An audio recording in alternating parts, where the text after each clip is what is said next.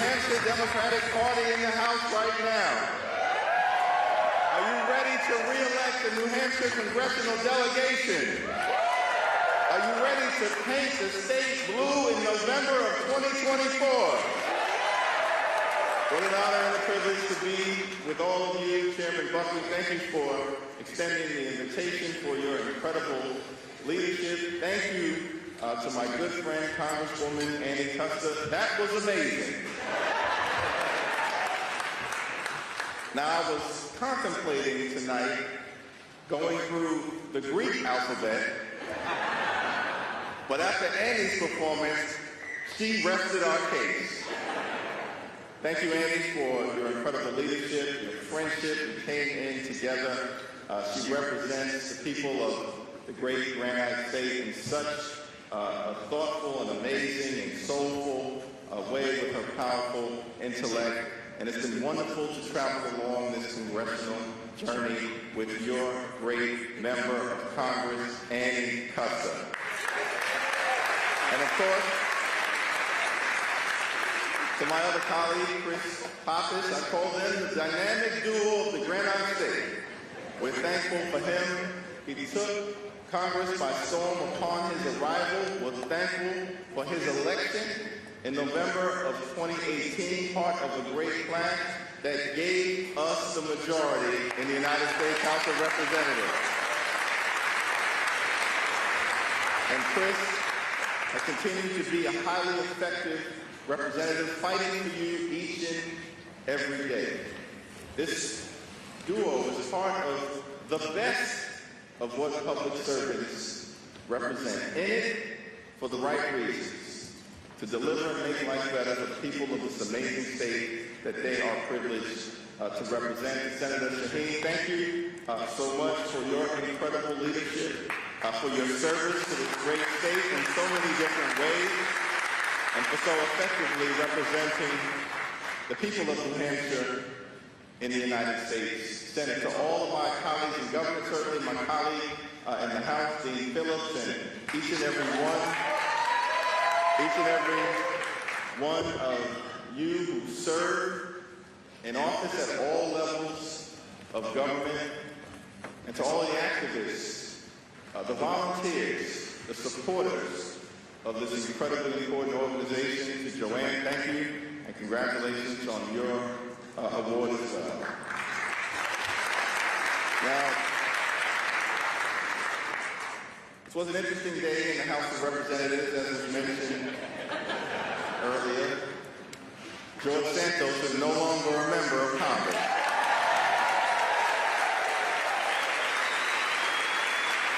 Now, that's the biggest applause he's ever gotten before a Democratic audience. But our long national nightmare is over. Now, from time to time, I've had the opportunity to serve as a keynote speaker at various events across the state of New York, across the country, at luncheon events or at dinner events. It's always a great honor, particularly good and amazing to be back here before you at this Eleanor Roosevelt dinner. But I've got to admit, I've long struggled to figure out whether it's more perilous to speak before the food has been served, when folk are hungry, or after the food has been served and people just want to go home. But I have come to the conclusion that it's best for me to follow the advice of a former Sunday school teacher of mine. I grew up in the Cornerstone Baptist Church, still worship there to this day. Had a former Sunday school teacher of mine who once said to me, Jeffries, on the question of public speaking, be brief, be bright, and be gone.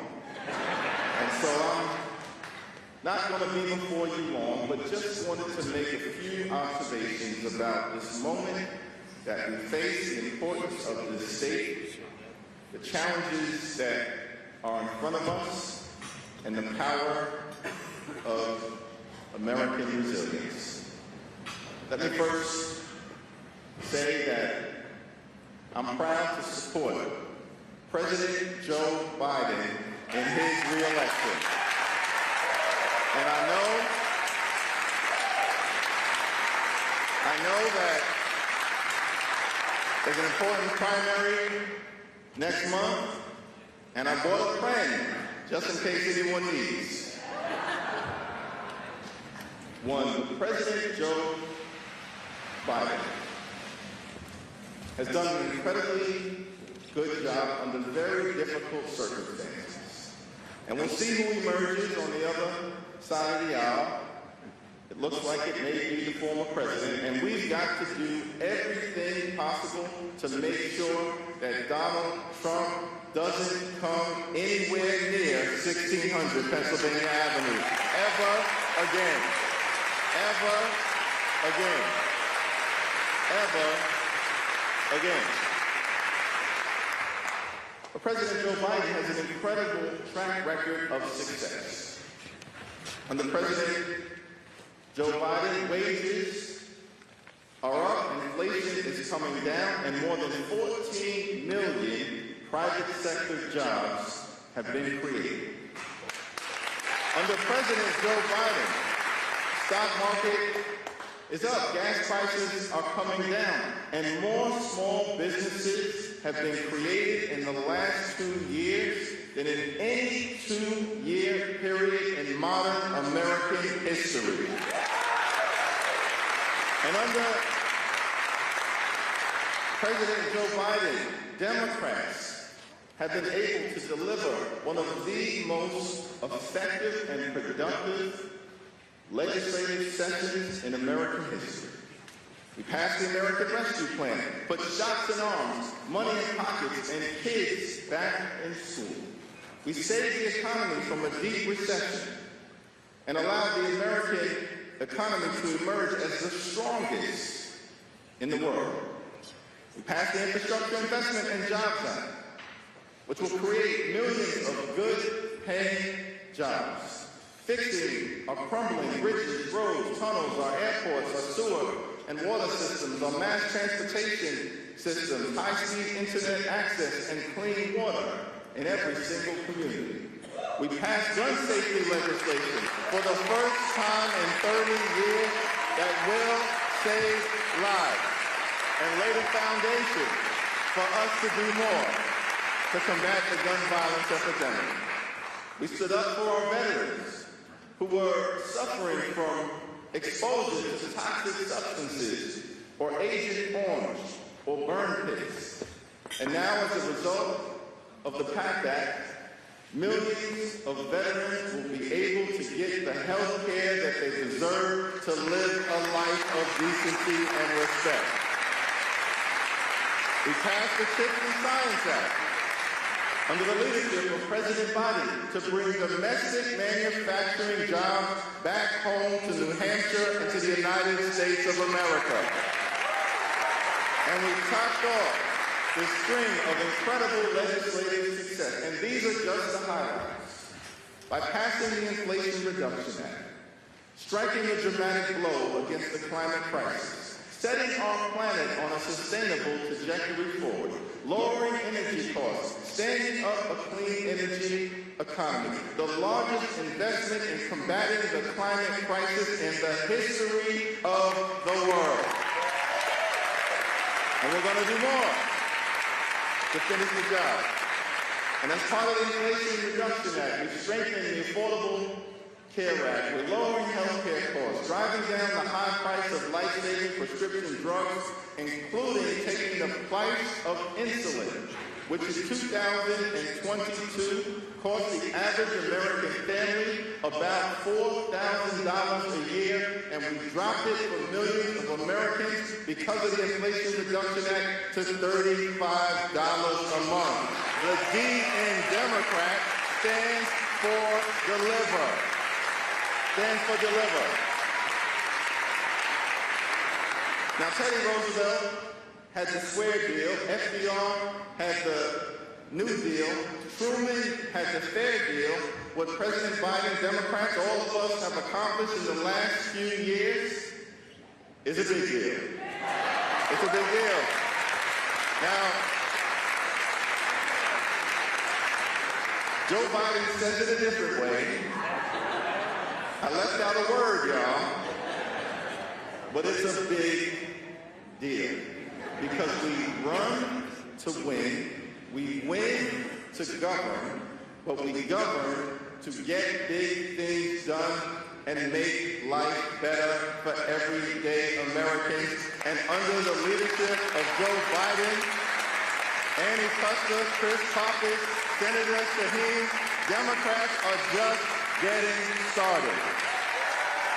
Just getting started. And we're going to work hard to finish the job. The Democratic Party will continue to put people over politics.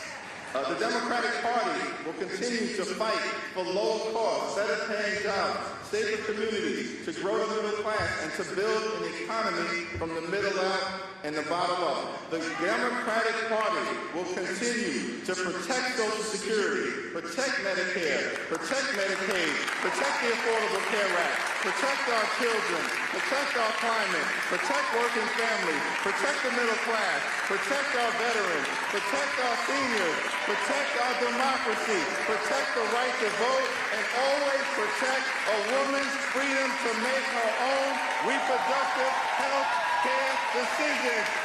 The Democratic Party will always stand for what is right. The Democratic Party is about freedom. The Democratic Party is about justice. The Democratic Party is about opportunity. The Democratic Party is just getting started.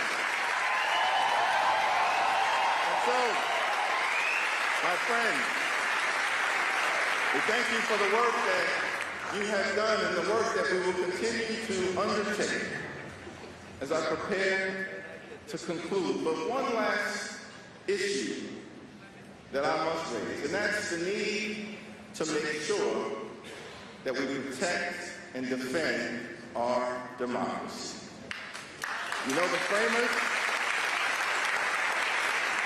of the Constitution, they understood that democracy was not a self-executing proposition, that it doesn't simply run on autopilot, that it takes work, takes those of us generation after generation to lean in. Stories famously told of that time in 1787 when the framers' Constitution had just completed their work at that convention hall in Philadelphia. Dr. Ben Franklin emerges from the convention hall and he's approached by a woman named Elizabeth Powell. Elizabeth Powell was the first lady of the city of Philadelphia. She was a close friend of George and Martha Washington, a prominent philanthropist in the city of brotherly and sisterly love. And she approaches Ben Franklin and says, Dr. Franklin, what have you gentlemen just done? Have you created a monarchy or a republic? And Dr. Franklin famously paused and said, this is how we've created a republic if you can keep it. I've thought a lot about that statement, that observation. It's an interesting one because right at this triumphant moment, the birth of American democracy, one of the chief architects, Dr. Ben Franklin, expresses skepticism about our ability to sustain it. Why would Dr. Franklin express such skepticism at such a triumphant moment?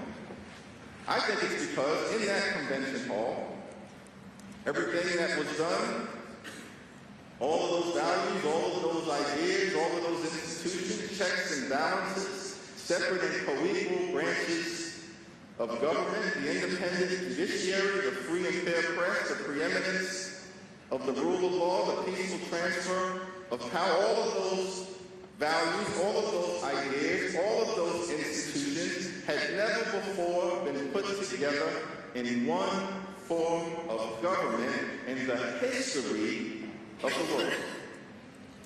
And so it was unclear, I think, to Dr. Franklin and all of those framers as to whether it could be sustained.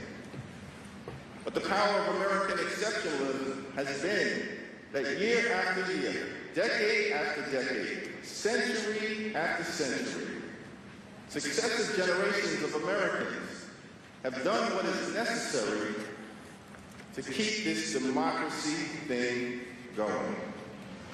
But now, perhaps, for the first and only time since the Civil War, all of those values, all of those ideas, all of those institutions are under assault, not from without, but from within. Mrs. Powell, we've created a republic if you can keep it. The question for us as we enter into this all-important election year. And you know, your congressional delegation here, Annie and Chris, myself, we've seen up close the perils that we face. We were on the floor, or in the gallery of the House of Representatives on that fateful day on January 6th. You know, at the time I was chair of the House Democratic Caucus, that made me the number 5 Democrat in the House, and so as a result, I had the honor of being seated on the floor of the House in the leadership section, right next to Steny Hoyer, who was the majority leader at the time, number 2, and Jim Clyburn, who was the majority whip at the time, and Catherine Clark, my good friend, she's an amazing leader, the number 4 Democrat. She was off campus at the time, so next to Jim and Steny, and Speaker Pelosi was at the rostrum up front. And in the middle of the debate, Sergeant-at-Arms interrupted it, and I'll never forget the sentiments that he expressed. He said, the mob has breached the Capitol. They're on the second floor, a few steps outside of the House chamber. So be prepared to hit the ground and secure the gas masks that are underneath your seats. Now, at the time I've been in Congress a little over 4 terms, I've got to admit, y'all, I had no idea there were gas masks underneath each and every seat. So I thought to myself, well, this is a little bit of a situation. And then I see Speaker Pelosi aggressively removed by her security team from the rostrum. And the security team comes right up next to me, and they remove Majority Leader Steny Hoyer. And then the security team comes up to Jim Clyburn, the great Jim Clyburn, and they say, sir, you have to leave now. With such urgency in their voice. So I'm sitting there, Hakeem Jeffries, number 5 Democrat, chair of the House Democratic Party. I see Speaker Pelosi, she's number 1, she's removed. I see Steny Hoyer, House Majority Leader, number 2, he's removed. Jim Clyburn, House Majority Whip, number 3 Democrat, sir, you have to leave now. Catherine Clark, number 4, she's off campus. I'm sitting there, Hakeem Jeffries, chair of the House Democratic Party, number 5 Democrat. I was waiting for somebody to come get me. But y'all, they never came. And so I sat there thinking to myself, well, it's a good thing I'm from Brooklyn. Because at all times, we've got to be prepared to fight and defend our democracy. But I tell you that story not because the most important thing that happened that day was that we were run off the floor of the House of Representatives. No, consistent with the power of American resilience, the most important thing that happened that day was that we came back to the Capitol, we completed our work, we certified the election, and we made sure that Joe Biden would become the President of the United States of America, that the peaceful transfer of power would endure, And as long as we continue to show up, as long as we continue to speak up, as long as we continue to stand up, we will continue to win the day, win the week, win the month, win the year, win the election, win back the House of Representatives, hold the Senate, re-elect Joe Biden, and continue America's long, necessary, and majestic march toward a more perfect union. God bless you. God bless the New Hampshire Democratic Party. God bless the United States of America.